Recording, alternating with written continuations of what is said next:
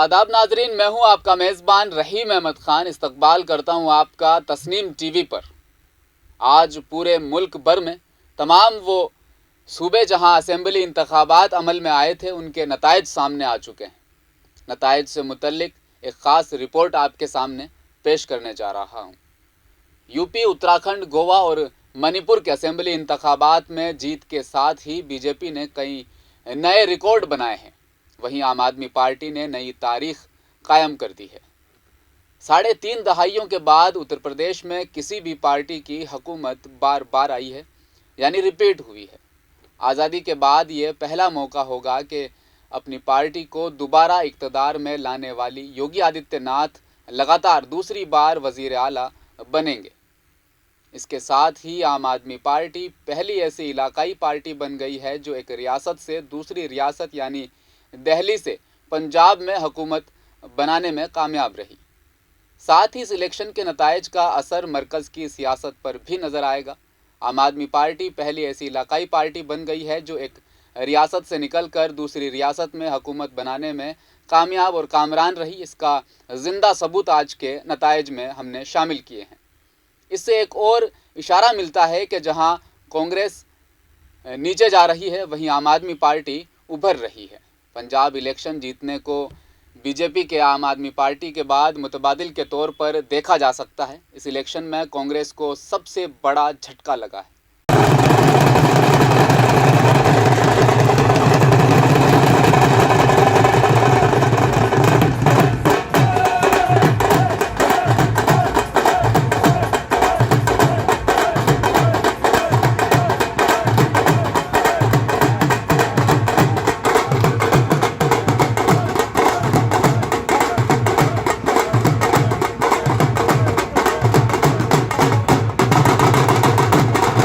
पाँच साल की एंटी इनकम्बेंसी के बाद भी कांग्रेस उत्तराखंड, मणिपुर और गोवा में हुकूमत नहीं बना सकी।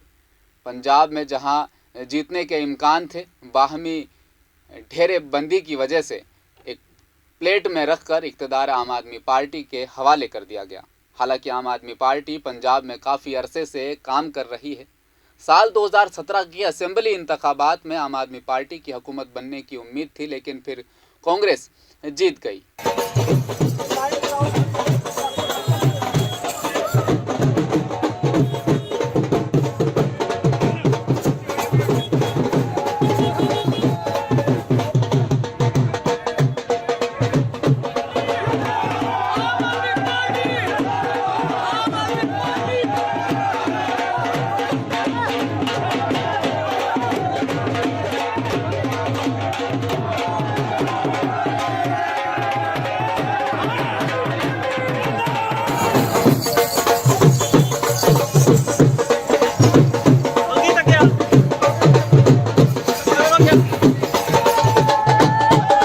यूपी इंतखाबात में वोटों की गिनती मुकम्मल हो गई है।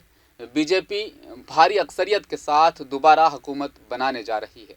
इस इलेक्शन में 3 बाहुबलियों की बीवियां मुख्तलिफ पार्टियों से आई थी, लेकिन जीत दर्ज नहीं कर सकी। जुमेरात को उत्तर प्रदेश में कई मुमताज़ मुस्लिम उम्मीदवार आगे बढ़ रहे हैं। जब असेंबली इंतखाबात के वोटों की गिनती हो रही थी, जबकि जेल में बंद Samajwadi party SP leader Azam Khan रियासत के रामपुर हल्का में बड़े फर्क से आगे थे और उन्होंने जीत दर्ज की। हमें 2 वक्त की रोटी के लिए मजबूर बना दिया। हिसाब लेना उनसे जिन्होंने तुम्हारे बच्चों की तालीम छीनी, और एक ऐसा इंसान जिसने अपनी जिंदगी के 40 साल यहां के लोगों के लिए काम करने में गुजार दिया। वहीं यूपी इलेक्शन में पूरे जोर शोर से मैदान में उतरने वाली असदुद्दीन ओवैसी की पार्टी AIMIM की हालत काफ़ी ख़राब नज़र आ रही है। दरअसल यूपी इलेक्शन में AIMIM का खाता भी नहीं खुला है। ख्याल रहे कि ओवैसी ने पूरी ताकत लगाकर यूपी में इलेक्शन लड़ा था और उम्मीद की जा रही थी कि शायद उनका खाता खुल जाए, मगर ऐसा होता हुआ नज़र नहीं आ रहा। यूपी असेंबली इंतखाबात में ही बीजेपी को वाज़ेह अक्सरियत मिली है। इसके साथ साथ कुछ रिकॉर्ड भी बन रहे हैं। पंजाब की बात करें तो आम आदमी पार्टी ने दोनों सीटों पर शानदार कामयाबी हासिल की है। वज़ीर आला चरणजीत सिंह चन्नी अपनी दोनों सीटों से इलेक्शन हार चुके हैं। इलेक्शन कमीशन के जारी करदा आदाद व शुमार के मुताबिक 117 में से 103 सीटों पर नतीजे बिल्कुल जाहिर कर दिए गए हैं। आम आदमी पार्टी ने 82 सीटों पर जीत दर्ज मुकम्मल कर ली थी, जबकि 10 पर वो आगे चल रही थी। आम आदमी पार्टी ने 92 सीटों पर अपनी जीत दर्ज कर ली है। जनता कह रही है केजरीवाल आतंकवादी नहीं है, आतंकवादी तुम लोग हो जो देश को लूट रहे हो सारे मिलके।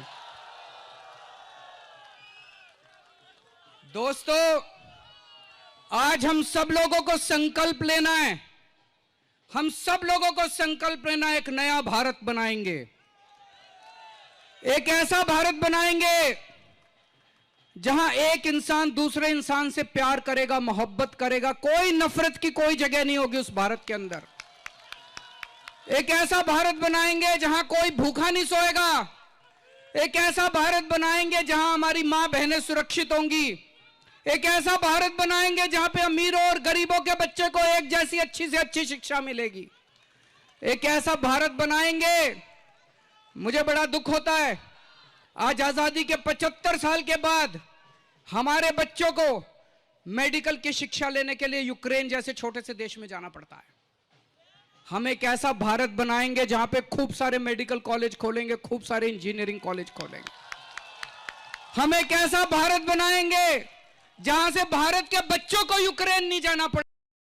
देवभूमि उत्तराखंड में एक बार फिर बीजेपी हुकूमत बनाती नजर आ रही है। जुमेरात की सुबह से आने वाले इंतखाबाती नताइज में बीजेपी एक बार फिर रियासत भर में अपना झंडा लहराती हुई नजर आ रही है। जहां एक तरफ बीजेपी ने 40 सीटों पर बरतरी हासिल करते हुए कई कामयाबी भी हासिल की, दूसरी तरफ कांग्रेस महज 18 सीटों पर सिमट गई। आम आदमी पार्टी रियासत में खाता भी नहीं खोल पाई है। दिया है, एक बड़े हुए मैंडेट के साथ दिया है, हम उसको पूरे प्राणपण से, पूरी निष्ठा से निभाएंगे।